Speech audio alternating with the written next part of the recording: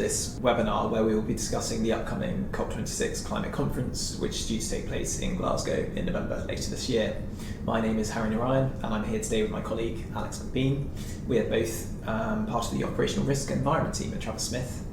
The team as a whole, and Travis Smith more widely, has been tracking the lead up to COP26 very closely over the last year. Today we're going to have a brief discussion about what COP26 is, why it's so important, and some of the main issues we anticipate will be subject to detailed negotiations at the conference.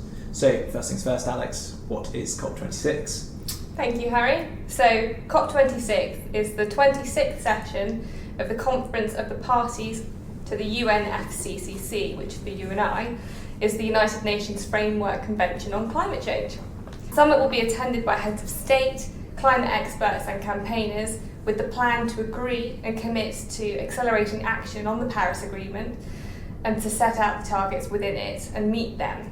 The summit is being hosted in the UK in Glasgow this year from the 1st to the 12th of November. So why are we talking about the Paris Agreement and why are we talking about the targets in there?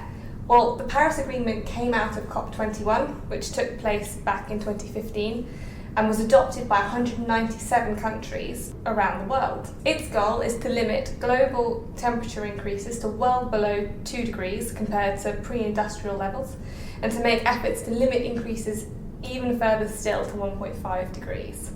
So the Paris Agreement is significant because it was the first time nations around the world entered into a legally binding agreement to combat climate change. And the UK was one of the first countries even to implement the Paris Agreement goals within its Climate Change Act. Interestingly, the Paris Agreement is designed to work on a 5-year cyclical ratchet basis. And what does that mean?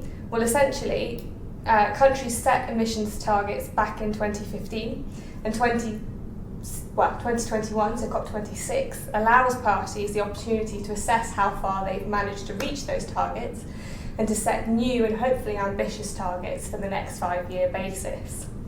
So what were the initial 2020 targets? The first one included signatories announcing nationally determined contributions, NDCs. And these are essentially a country's set targets to reduce national emissions and adapt to the impacts of climate change.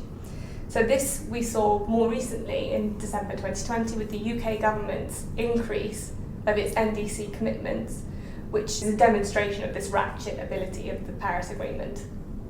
Yeah, and the next part is revealing the long-term strategy to decarbonise countries' economies by 2050. So in advance of COP26, we're expecting that the UK's net zero strategy will be released, which will be very exciting when that comes out. Another of those key targets was for developed countries to scale up their climate finance allocations to at least 100 billion per year by 2020. So this is designed to reflect the financial imbalance across the globe and help those states that are considered to be the most vulnerable to climate change impact. Yeah, so why is COP26 so important?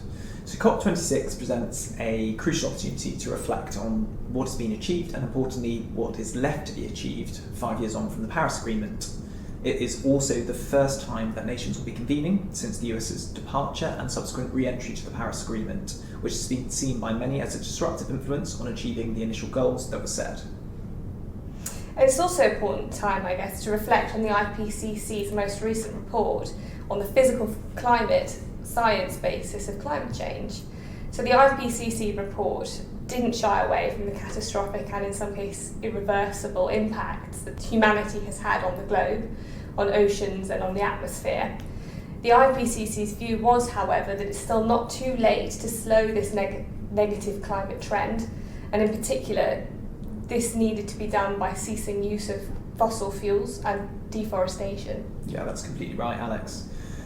Some of the IPCC's main findings are as follows. It is indisputable that human contributions are causing climate change and making extreme weather events more frequent and severe. Climate change is affecting every region in the world. Every fraction of warming will affect every region in multiple ways. Strong, rapid reductions in carbon dioxide and other greenhouse gas emissions will be required to limit global warming. The report presents, as expected, some really truly alarming statistics. For instance, current CO2 concentration is at its highest rate in 2 million years, and sea levels are rising at their fastest rate for 3,000 years. These hidden facts are sometimes accompanied by physical discernible impacts, such as extreme heat, rainfall, and droughts, which affects animals, agriculture, and the wider ecosystem. And some of these climate impacts are unprecedented in intensity and have never been seen before. And this has led to the UN Secretary Antonio Guterres saying that this report is code red for humanity. So against that pretty concerning backdrop, the key question is, what are the main goals, main targets for COP26 and for parties who are joining for it? Yeah, and so there are 4 goals that have been flagged for COP26. The first of these is securing net zero emissions by the middle of this century and to keeping global warming to well below 1.5 degrees.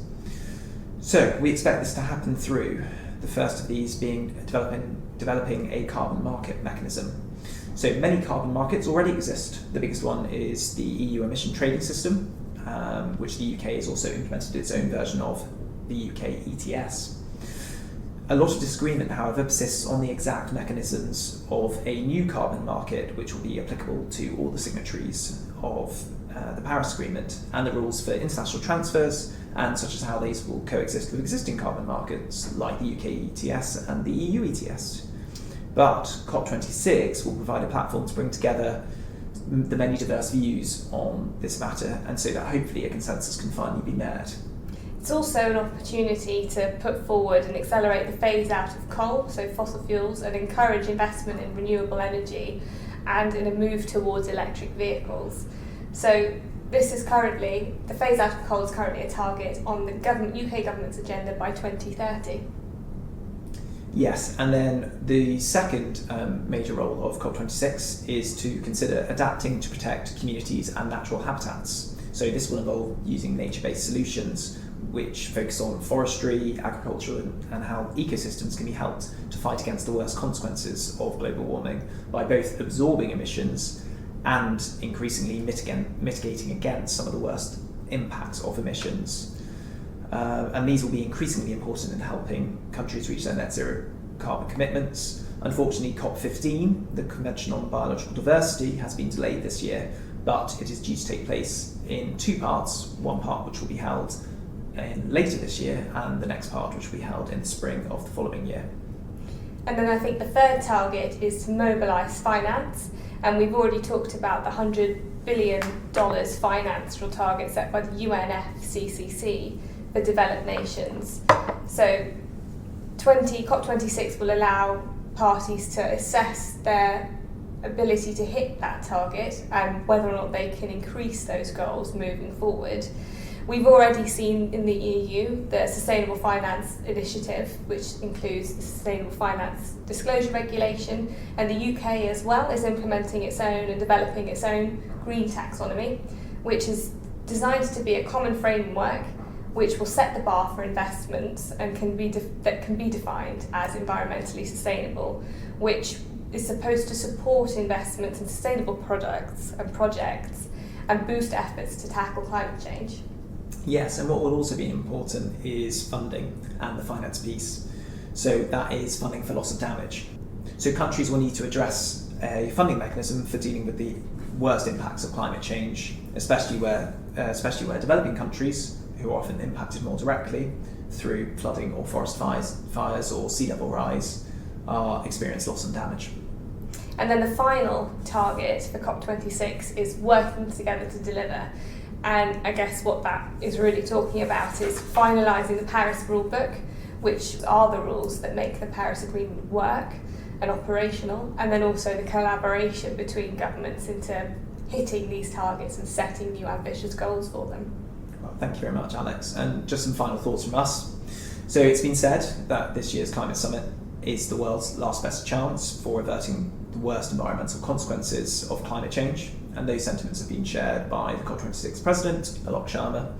It seems over the last couple of years we finally developed the collective will to make a difference and take the steps that we need to combat climate change, but it remains to be seen whether a way can be found forward to make the necessary changes to get this done.